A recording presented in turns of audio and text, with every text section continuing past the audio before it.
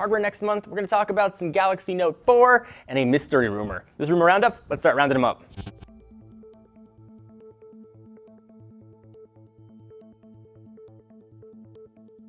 So LG's upcoming flagship, the G3, is looking to take the crown from HTC and Apple for being the most leaked device ever. Remember the HTC One M8? We saw that thing freaking everywhere. So LG reportedly held a secret pre-event in Korea that detailed its upcoming LG G3 flagship, and a lot of information leaked out. One of the attendees probably just did like this, like snapped a real quick picture of some of the LG's presentation, including a look at the device's specs, design, and more, but it was in Korean. But fortunately, we have someone that speaks Korean, our own Roy Choi, translated for us. As expected, the LG G3 will sport, here are what it's going to have until we hear rumors of a Prime device coming 2 months after it gets released, a 5.5-inch Quad HD display. So John, you're saying, what's a PPI in Quad HD? To you, sir or madam, I say 538 PPs, which are quite a lot of PPs.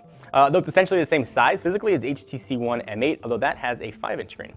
So according to the documents, the LG G3 is going to be rocking Android 4.4 out of the box, a 3,000 mAh battery, which it's definitely going to need, Bluetooth 4.0, which is really nice to see on Android devices, NFC, LTE, and LTE Advanced. On the camera front, it's going to have a 13-megapixel sensor with optical image stabilization, or just voice. Snapdragon 802, 3 gigs of RAM, 32 gigabytes of internal storage, and yes, I said gigabytes to deal with it. Much of the emphasis here, though, is put on the screen. It appears LG compares the resolutions of its G3 to Samsung's Galaxy S5, which, in this reviewer's opinion, was pretty baller and probably one of the best ones on the market. The slides also mention colors. It's going to come in now the standard palette of black, white, and gold variants, which we've seen already on a ton of phones, of course, until Best Buy releases a blue version a few months later. But it's not all about the hardware. It's also got some new features. LG's going to have some pretty big improvements to the camera. G3's camera is going to include that crazy laser autofocus sensor that we've been hearing about recently. The slide doesn't say what kind of sensor it's going to be on the G3, although the rough translation essentially talks about a feature for a speedy anti-shake, blur, and focus, so if you just do this when you take pictures. The slide compares the G3 autofocus to standard autofocus, saying that its new method is better, but why would they say it's worse? That'd be funny though. And if you like to do this a lot, the selfie mode is going to be the final slide. You can apparently execute the mode by holding up your palm facing the camera like you're waving and then making a fist like this. Well, it's hard to tell exactly how it's going to work, but LG will tell us at some point, but get sort of the gist of it. You're going to go like this, like camera, and then it'll take a picture, which is going to look really silly being like. The LG shape it up to be pretty baller and looking kind of more advanced tech-wise than the S5 and HTC One, not Prime versions. Of course, that's probably why we've been hearing so much about those just mentioned Prime versions of those flagships coming very, very soon. So this is something I don't get a chance to say very often. New Apple hardware is coming next month. Our friend Mark Gurman, who sports a pretty awesome track record, has said that Apple will indeed announce new hardware during WWDC 2004, WWDC 2014. Unfortunately, we don't know what kind of hardware they're going to announce, and it seems way too early for a new iPhone, which pretty much everyone's expecting to hit in either September or possibly August. Other rumors, though, have lended themselves that Apple's working to launch a brand new version of its Apple TV product, not a television set, but the little box, completely possibly its own app store. We're also heard, this is sort of long in the tooth, which is a weird analogy, like here, that Apple is going to be announcing an iWatch. They plan to talk about iOS 8 and HealthBook. It makes sense to talk about the iWatch as well if it's ready. A 9 to 5 Mac thinks it's more likely that we'll see Apple talk about the new MacBook Air with a Retina display, which would be pretty sweet, but it's not as exciting as an iWatch. But with Apple, think what you can get. New hardware is new hardware. On the software front, Gurman said we can expect Apple to reveal OS 10.10, maybe just call it 11 already, which has been completely redesigned and tweaks to Apple Map, new software features for the iPad, and presumably split-screen multitasking, and iOS 8. So lots of stuff there. WWDC kicks off June 2nd, and we're going to be there. We'll have a lot of stuff to tell you about. If you remember last year, WWDC, Apple showed off the new Mac Pro, but didn't release it until way later on in the year. So maybe they'll show the iWatch and put it in a case, and then perhaps later we will see it.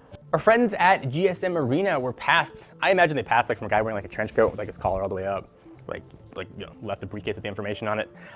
Supposedly they got information about a device called Muscat, which has the very sexy moniker of N910, reveals some potential information on the new phablet.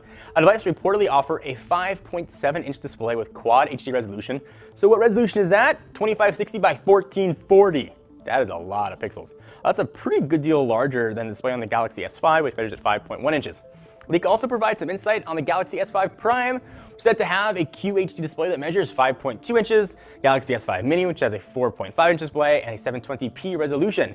Even with this information, GSM Arena is guessing that Samsung may boost the size of the Galaxy Note 4 up to 5.9 inches, which which is big, following a trend in which Samsung has been increasing display sizes by 2.2 inches with every iteration of its new smartphone. Pretty much just going to carry around like just a thing this big.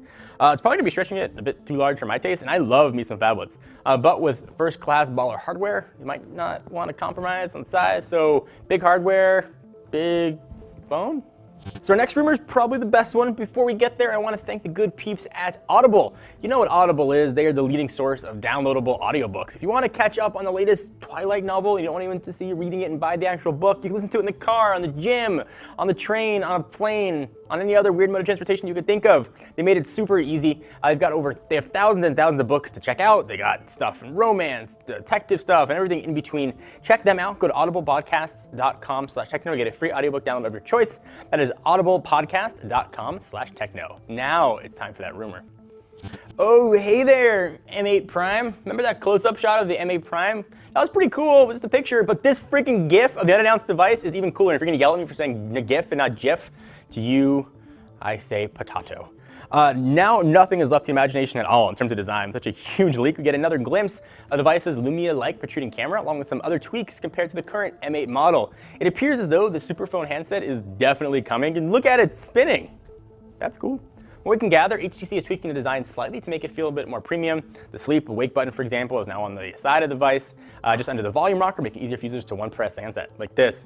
The rear plate, meanwhile, is supposedly some mix of aluminium and liquid silicone, which will supposedly be waterproof, similar to Samsung and Sony devices, which is kind of cool. The sides look a bit flatter too, while the back doesn't really look as rounded as the current M8. On the device's left side, opposite the sleep wake button, depending how you're looking at it, it appears as though the not Optimus Prime model has two trays, possibly for two SIMs, or more likely one SIM card and one micro SD expansion port.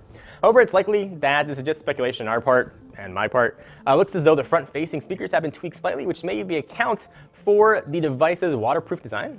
According to previous reports, the M8 Prime could sport a Snapdragon 805 processor, 5.5-inch 2K display, 3 GB of RAM. Existing M8's pretty great, but like, there are bigger things coming. We should see it very soon, though. I'd say July to August-ish. So if you're thinking about getting that brand new, just released HTC One M8, you should probably wait for the soon-to-be just released HTC One M8 Prime. So really, there's no good time to ever buy a phone, ever. Just never buy a phone. You just get like one of those old school Nokias, play Snake on it, and be good to go, because it's just never a bad time. So thank you guys for watching and putting up with my awful puns and jokes on another episode of Rumor Roundup. Hope you guys enjoyed. Until next time, I'm John Ranger from Techno Buffalo. Check us out at technobuffalo.com, and I will talk to you in the next video. Bye-bye.